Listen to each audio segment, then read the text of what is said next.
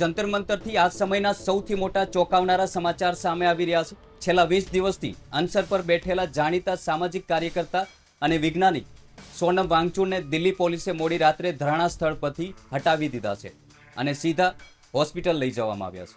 પોલીસના મોટા એક્શન બાદ જંતર મંતર પર ભારે હોબાળો અને અફરાતફરીનો માહોલ જોવા મળ્યો હતો। સોનમ વાંગચુકની તબિયત અત્યંત નાજુક હોવાના કારણે પોલીસે તેમને તાત્કાલિક હોસ્પિટલ લઈ ગઈ છે, પરંતુ આ દરમિયાન જંતર મંતર પર વિરોધ પ્રદર્શન કરી રહેલા પ્રદર્શનકારીઓને પણ પોલીસે બળપૂર્વક હટાવવાનું કામ શરૂ કર્યું હતું। તમે અત્યારે જે સ્ક્રીન પર દ્રશ્યો જોઈ રહ્યા છો તે જંતર મંતરના દ્રશ્યો છે। આ અંદાજે 11:30 વાગ્યાની આસપાસનો વિડીયો પણ તમે જોઈ શકો છો। જંતર મંતર પર જ્યાં સોનમ વાંગચુક શાંતિપૂર્ણ રીતે ઉપવાસ પર બેઠા હતા, ત્યાં અચાનક ભાલે પોલીસ ફોર્સ ખડકી દેવામાં આવ્યો હતો। ચારે તરફ અફરાતફરીનો માહોલ હતો અને કાર્યકર્તાઓએ સૂત્રોચ્ચાર શરૂ કર્યા હતા। નીટ પરીક્ષામાં થયેલી ગેરરીતિઓ સામે સોનમ વાંગચુકનું આ આંદોલન 21મા દિવસમાં પ્રવેશવા જઈ રહ્યું હતું, પરંતુ તે પહેલા જ પોલીસે આ કડક કાર્યવાહી કરી। આ સમગ્ર પોલીસ એક્શનનું ટાઈમિંગ ઘણું જ ચોંકાવનારું છે। સોનમ વાંગચુક આગામી સોમવારે એટલે કે સંસદના ચોમાસુ સત્રના પહેલા જ દિવસે એક મોટી માર્ચ કરવાના હતા। આ સંસદ કૂચના બરાબર 48 કલાક પહેલા જ પોલીસે આ ઓપરેશન પાર પાડ્યું અને સોનમ વાંગચુકને સ્ટેજ પરથી હટાવીને સીધા હોસ્પિટલ લઈ ગયા। આ દરમિયાન સીજેપીના સ્થાપક અભિજીત દીપકેની પણ પોલીસે અટકાયત કરી છે તેવા પણ સમાચાર સામે આવી રહ્યા છે।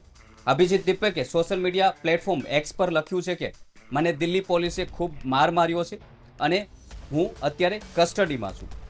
તેમનું ટ્વિટર જે છે તેમની પોસ્ટ તે પણ તમે સ્ક્રીન પર જોઈ શકો છો। બીજી તરફ દિલ્હી પોલીસે આ એક્શન પાછળનું કારણ પણ જાહેર કર્યું છે। પોલીસના જણાવ્યા પ્રમાણે સોનમ વાંગચુકની તબિયત સતત બગડી રહી હતી, તેથી હાઈકોર્ટના આદેશ અને મેડિકલ એક્સપર્ટની સલાહ મુજબ તેમને હોસ્પિટલ ખસેડવા ખૂબ જ જરૂરી હતા। ऑनरेबल हाई कोर्ट के आदेशानुसार और हेल्थ कंडीशंस और एक्सपर्ट मेडिकल एडवाइस के मद्देनज़र श्री सोनम वांगचुक जी को यहाँ से सरकारी अस्पताल उनके ट्रीटमेंट के लिए शिफ्ट किया गया है और किसी तरह का कोई लाठीचार्ज वगैरह बिल्कुल भी नहीं किया गया। તમને જણાવી દઈએ કે દિલ્હી હાઈકોર્ટમાં સોનમ વાંગચુકના સ્વાસ્થ્યને લઈને એક મહત્વની સુનાવણી થવાની હતી। તેના થોડા સમય પહેલા જ પોલીસે આ મોટું પગલું ભર્યું છે। 2 દિવસ પહેલા હાઈકોર્ટે સોનમ વાંગચુકની સ્થિતિ પર ભારે ચિંતા વ્યક્ત કરી હતી અને સરકારને કડક આદેશ આપ્યા હતા। અદાલતે કહ્યું હતું કે દેશમાં કોઈ પણ નાગરિકનો જીવ સૌથી મૂલ્ય અને કિંમતી છે, તેથી સોનમ વાંગચુકના સ્વાસ્થ્યની રોજ તપાસ થવી જોઈએ અને જરૂર પડે તો તાત્કાલિક સારવાર મળવી જોઈએ। પોલીસ એક્શન પહેલા શુક્રવારે રાત્રે સોનમ વાંગચુકનો એક વિડીયો મેસેજ સામે આવ્યો હતો। શનિવારે સવારે સોનમ વાંગચુકને હટાવ્યા બાદ પોલીસે આખા જંતર મંતરને ખાલી કરાવી દીધું છે તેવા પણ અહેવાલો અને દ્રશ્યો જોવા મળી રહ્યા છે। ત્યાં ઉભાયેલા કોકરોચ જનતા પાર્ટી એટલે કે સીજેપીના કાર્યકર્તાઓને પોલીસે બળપૂર્વક ખસેડ્યા છે। આ દરમિયાન પોલીસ અને પ્રદર્શનકારીઓ વચ્ચે જોરદાર ઘર્ષણ પણ જોવા મળ્યું હતું। ઘણા કાર્યકર્તાઓને પોલીસે કસ્ટડીમાં લીધા છે તેવા પણ અહેવાલો મળી રહ્યા છે અને ચારે તરફ પોલીસની ગાડીઓ અને લોખંડી બંદોબસ્ત અત્યારે જંતર મંતર પર જોવા મળી રહ્યો છે। પ્રદર્શન સ્થળને જાણે છાવણીમાં ફેરવી દેવામાં આવ્યો હોય તેવો આખો નજારો જોવા મળી રહ્યો છે। સૌથી પહેલા જે જંતર મંતરથી તમામ જે દ્રશ્યો સામે આવી રહ્યા છે તેના પર નજર કરો, પરંતુ દ્રશ્યો જોતા પહેલા હજુ સુધી તમે અમારી ચેનલને સબસ્ક્રાઇબ નથી કરી તો તુરંત કરી લેજો, સાથે જ બેલ આઇકન પર ક્લિક કરવાનું ભૂલશો નહીં। સાથે જ અમે વિડીયોના અંતમાં એ પણ જણાવીશું કે સોનમ વાંગચુકને અત્યારે ક્યાં રાખવામાં આવ્યા છે અને હાલમાં અભિજીત દીપકેનું જે સૌથી મોટું સ્ટેટમેન્ટ સામે આવી રહ્યું છે અને સૌથી મોટા સમાચાર જે જંતર મંતરથી સામે આવી રહ્યા છે તેના વિશે પણ વિગતવાર વાત કરીશું। यहाँ फोर्सफुली आने की कोशिश कर रहे हैं, फोर्सफुली आने की कोशिश कर रहे हैं, यहाँ पे फोर्सफुली आने की कोशिश कर रहे हैं। यहाँ पे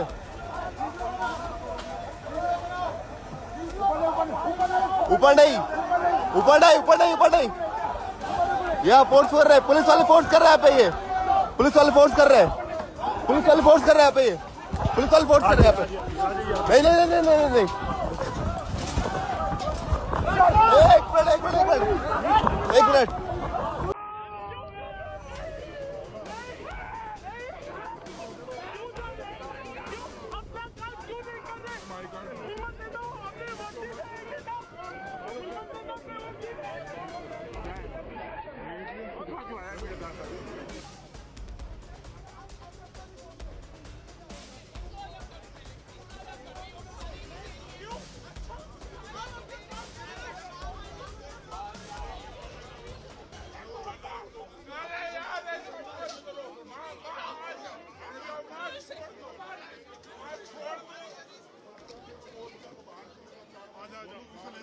મિત્રો, આખા વિવાદ બાદ કોકરોચ જનતા પાર્ટી સ્થાપક અભિજીત દીપકની ધરપકડ બાદ રાજકીય ગરમાવો વધી ગયો છે. મિત્રો, દીપકે દિલ્હી પોલીસ પર મારપીટના ગંભીર આક્ષેપો કર્યા છે, જેના કારણે વિદ્યાર્થીઓ અને સોશિયલ મીડિયા પર ભારે આક્રોશ ફાટી નીકળ્યો છે.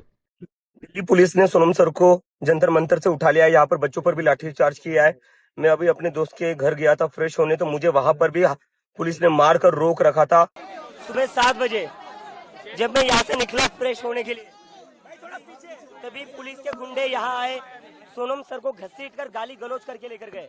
60 साल से जो इंसान है, जो भूख हड़ताल पर बैठा हुआ था 20 दिनों से, 60 साल के इंसान को जो 20 दिनों से भूखा था, उसको दिल्ली पुलिस गाली गलौज करके घसीट कर यहाँ से जबरदस्ती उठाकर लेकर गई। ये कहाँ लेकर गई हमें पता नहीं है।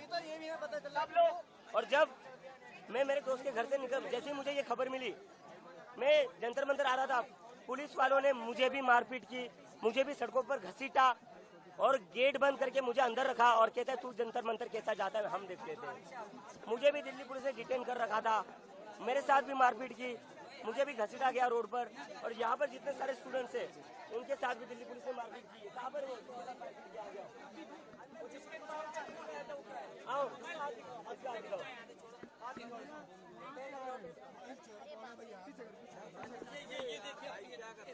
ये मेरे फोन भी छीन के लेके गए, लोगों के फोन भी छीन कर लेकर गए। ये पुलिस ने, ये आरएसएस के गुंडे, ये दिल्ली पुलिस ने, ये आरएसएस के गुंडे 60 साल के इंसान को, इतने बड़े साइंटिस्ट को ये गाली गलौज करके घसीट कर लेकर जाते हैं यहाँ से। मैं विदेश से अपने देश वापस आया था, मैं कोई क्रिमिनल हूँ? मेरे को इन लोगों ने सड़कों पर घसीटा, मेरे को सड़कों पर मारा इन लोगों ने। और जब मैं चिल्ला रहा था मदद के लिए, मेरा मुंह दबाया गया दिल्ली पुलिस के द्वारा और कहते क्यों चिल्ला रहा है तू बहुत चर्बी चढ़ी थी तुम लोगों में, अब दिखाते हम तुम लोगों को हम क्या है। ये दिल्ली पुलिस का रवैया, ये गुंडे है, ये पुलिस ने, ये आरएसएस के गुंडे हैं।